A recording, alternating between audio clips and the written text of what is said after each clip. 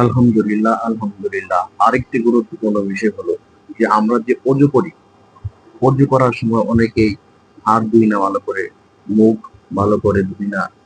কিন্তু হাদিসে এসেছে যে ব্যক্তি উত্তম রূপে অজু করবে, অজুর যে ফরজ আছে, ফরজ গুলো মানবে, এক কথায় উত্তম ভাবে অজু করবে, কাল কিয়ামতের ময়দানে তার সেই অজুর অঙ্গগুলো, যে মানে অজুর যে অঙ্গগুলো আছে, যে পর্যন্ত অজু করেছে, অজুর পানি পৌঁছেছে, সেই অঙ্গগুলো ভরে জলমল করতে থাকবে।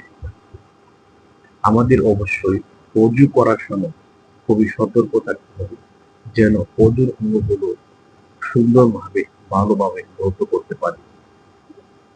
আর আরেকটি বিষয় হলো, এর মাঝে আমি বলতে চাই, যেমন সূরা কাহাফ, কাহাফের প্রথম যে 10টি আয়াত রয়েছে, সেই 10টি আয়াত যদি কেউ তেলাওয়াত করে নিয়মিত, আল্লাহ তাআলা তাকে দাজ্জালের যে ফিতনা, ফিতনা থেকে রক্ষা করবেন। আমিন। সুবহানাল্লাহ। এই সবচেয়ে বড় নিয়ামত আল্লাহ তাআলা আমাদের সবাইকে আমল করার তৌফিক দান করুন। আমিন।